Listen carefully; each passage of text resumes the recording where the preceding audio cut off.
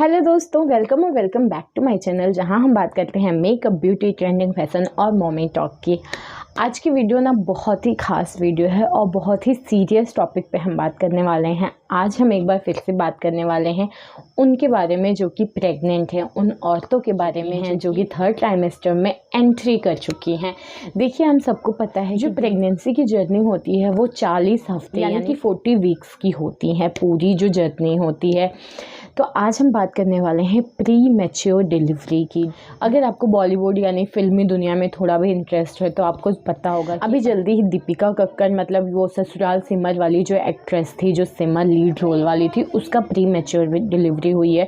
तो मैंने सोचा क्यों नहीं इस टॉपिक पे हम एक वीडियो बनाएं और आपको बताएं कि प्री मैच्योर डिलीवरी होती क्या है, किन कारणों से होती है, और अगर आपके साथ ऐसा कोई संकेत मिले तो उसके लक्षण क्या क्या हैं, क्योंकि अगर हमें पता होगा तो हम सावधानियां रख सकते हैं। तो सबसे पहले हम बात करेंगे कि प्री मैच्योर डिलीवरी होती क्या है। देखिए, पूरी जो जर्नी होती है 40 वीक्स की होती है, 40 सप्ताह की होती है। लेकिन अगर आपकी डिलीवरी में थोड़ी भी प्रॉब्लम है, मतलब आपकी प्रेगनेंसी में थोड़ी भी दिक्कत है, अगर 37वें मतलब 37 वाले वीक में आप या उससे पहले या उस टाइम पे अगर आपकी डिलीवरी करानी पड़ती है तो वो होता है प्री मैच्योर डिलीवरी या फिर प्री टर्म डिलीवरी कहते हैं।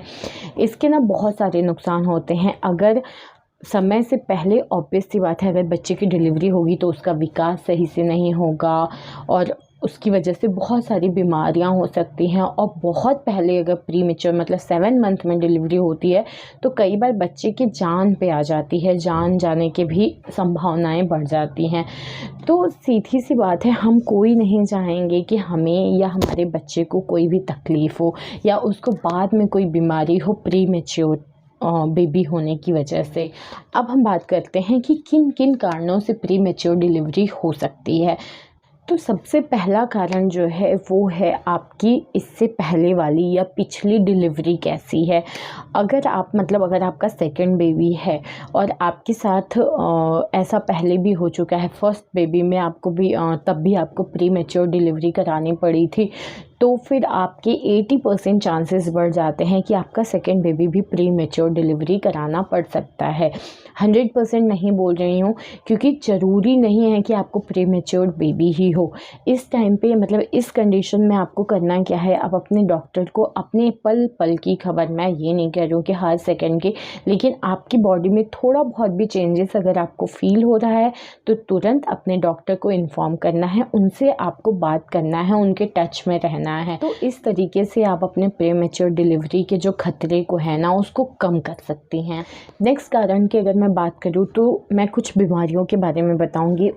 इन बीमारियों के कारण भी आपकी प्री मैच्योर डिलीवरी होने की संभावनाएं बढ़ जाती हैं, जैसे डायबिटीज़।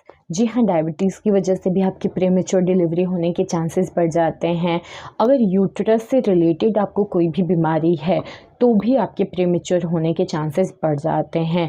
हाई बीपी, जी हाँ, हाई ब्लड प्रेशर, इसीलिए डॉक्टर आपकी पूरी प्रेगनेंसी की जर्नी में आपका बीपी ज़रूर चेक करते रहते हैं, उसको मेज़र करते रहते हैं।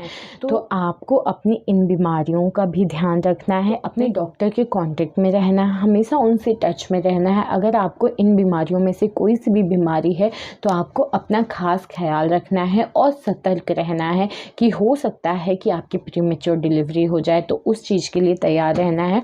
और अपनी बॉडी में कोई भी संकेत मिलता है, कोई भी चेंजेस मिलता है तो तुरंत अपने डॉक्टर से कांटेक्ट करना है। नेक्स्ट चीज़ की अगर मैं बात करूँ तो वो है वज़न।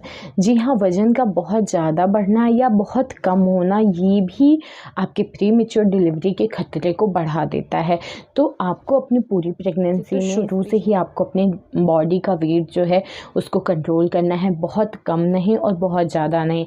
तो आप अपने डॉक्टर के ऑब्जर्वेशन में उनके जैसा वो कहते हैं उस हिसाब से अपने वेट को कम या ज़्यादा जैसा भी करना है उसी हिसाब से कंट्रोल करना है। इसके लिए आपको बहुत सारा काम करना पड़ेगा, स्पेशली अपने वेट को कंट्रोल करने के लिए एक अच्छी डाइट की ज़रूरत है।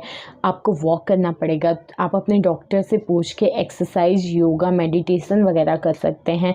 तो आपको कुल मिला के अपने वेट को कंट्रोल करना है। नेक्स्ट कारण की अगर मैं बात करूँ तो वो होता है 2 बच्चों के बीच का गैप। जी हाँ, अगर आपने 2 बच्चों के बीच में गैपिंग बहुत कम रखी है तो आपकी बॉडी जो होती है रिकवर होने में थोड़ा टाइम लेगी, लेकिन अगर गैपिंग कम है तो आपकी बॉडी सही से रिकवर नहीं हो पाएगी। इस वजह से भी हो सकता है कि आपका सेकेंड बेबी प्रीमेच्योर बेबी या प्रीमेच्योर डिलीवरी के खतरे को झेले। तो सीधी सी बात है, एक जो आइडियल गैप होता है 3 साल का, आप अपने 2 बच्चों के बीच में कम से कम 3 साल का गैप रखें ताकि आपका बॉडी जो है वो अच्छे से रिकवर हो जाए। इवन आपका फर्स्ट बेबी, उसको भी तो टाइम चाहिए, तो आपकी बॉडी भी रिकवर होगी, आपको थोड़ा गैप मिल जाएगा सेकंड और फर्स्ट बेबी में। तो दोनों के बीच में एक अच्छी गैपिंग होनी ही चाहिए। बहुत कम गैप रहेगा तो भी आपको परेशानी का सामना करना पड़ सकता है। अब हम बात करेंगे कि प्रीमेच्योर डिलीवरी के संकेत क्या हैं, लक्षण क्या हैं, कैसे आपको पता चलेगा कि हो सकता है मेरी प्रीमेच्योर डिलीवरी हो। देखिए, जब 37 वीक लग जाता है या उससे पहले अगर आपको उल्टी आती है, मतली आती है या आपके पीठ में बहुत ज़्यादा दर्द होता है तो हो सकता है कि आपकी प्रीमेच्योर डिलीवरी हो। मैं 100% नहीं कह रही हूँ, लेकिन ये कुछ ऐसे लक्षण हैं जो कि आपको बताएंगे कि आपकी बॉडी में अब डिलीवरी कराने की ज़रूरत है।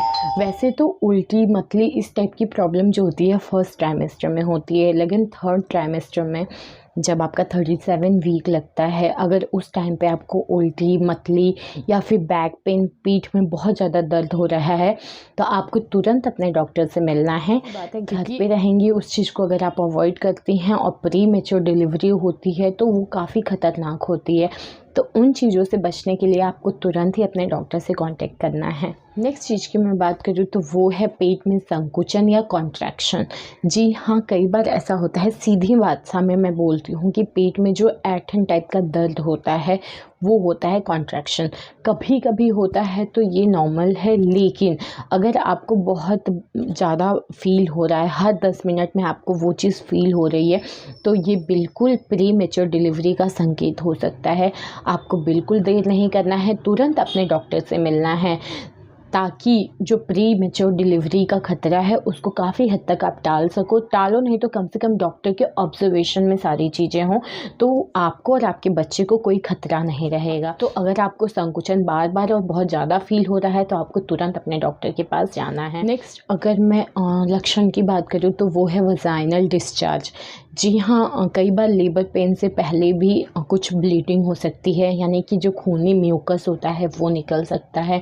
तो अगर बेवजह आपके जो वजाइनल डिस्चार्ज होना शुरू हो गया है, ब्लीडिंग होना शुरू हो गया है, तो ये बिल्कुल संकेत हो सकता है आपके प्रीमेच्योर डिलीवरी का।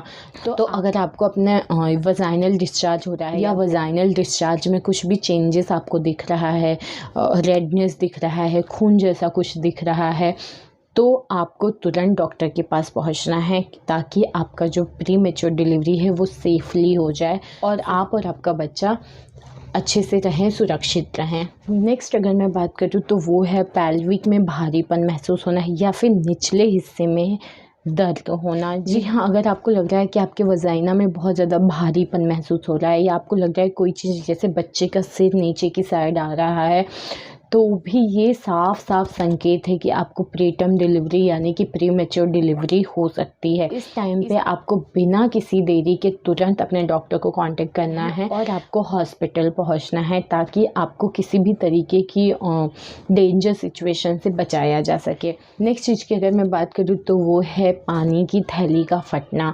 ये तो बिल्कुल साफ संकेत होता है कि बिना लेबर पेन के, या फिर आप ये कहो कि प्रीटर्म डिलीवरी, या ये कह सकते हैं कि डिलीवरी का आखिरी टाइम आ गया है, अब डिलीवरी हो ही जाएगी। तो अचानक से या जब भी आपकी पानी की थैली फट जाती है तो आपको बिना किसी देरी के तुरंत ही अपने डॉक्टर को कांटेक्ट करना है। वो आपको जैसा सलाह देते हैं हॉस्पिटल आना, या वो खुद पर्सनली आपके यहाँ आते हैं, जो भी जैसा आपके डॉक्टर कहते हैं, लेकिन आपको डॉक्टर से बात करना है, हॉस्पिटल पहुँचने की कोशिश करना है या हॉस्पिटल पहुँचना है सेफली। तो इस तरीके से आपके जो भी खतरे हैं प्रीटर्म डिलीवरी के वो काफ़ी हद तक कम हो सकते हैं डॉक्टर के ऑब्जर्वेशन में। तो अभी तक जितने भी लक्षण, जितने भी संकेत मैंने आपको बताया है प्री टर्म डिलीवरी का, इनमें से अगर कोई सा भी संकेत आपको मिलता है तो आप अपने डॉक्टर को तुरंत कॉल करिए। तो डॉक्टर आपको हॉस्पिटल बुलाएंगे और आपका वजाइनल अल्ट्रासाउंड करेंगे, साथ में ही आपका पेल्विक एग्जामिन करेंगे कि चेक करेंगे सर्विक्स ओपन हुआ है कि नहीं। ये एक्चुअली वजाइना के जस्ट ऊपर होता है और जब डिलीवरी का टाइम होता है तो ये खुलना शुरू कर देता है। तो ये सारी चीज़ें टेस्ट करेंगे और ये सारी चेक करने के बाद वो आपको बता देंगे कि प्री टर्म डिलीवरी है या नहीं है। जैसा डॉक्टर बताएंगे वैसा आपको करना पड़ेगा। अगर प्री टर्म डिलीवरी होगा तो वो प्रीमेच्योर डिलीवरी आपकी करवा देंगे। अगर कुछ टाइम होगा तो वो आपको कुछ टाइम के बाद बुलाएंगे। लेकिन ये सारे संकेत, ये सारे लक्षण अगर दिखते हैं तो आपको बहुत सावधान रहना है, आपको तुरंत अपने डॉक्टर को कांटेक्ट करना है। तो ये था आज का वीडियो। आई होप वीडियो आपको अच्छी लगी हो, थोड़ी इन्फॉर्मेटिव लगी हो। और भी ऐसी इन्फॉर्मेटिव वीडियोस के लिए आप मेरा चैनल सब्सक्राइब कर सकते हैं। और वीडियो अच्छी लगी हो तो लाइक शेयर कमेंट करिए, चैनल को सब्सक्राइब कर लीजिए प्लीज़। और मिलते हैं नेक्स्ट वीडियो में, तब तक के लिए बाय।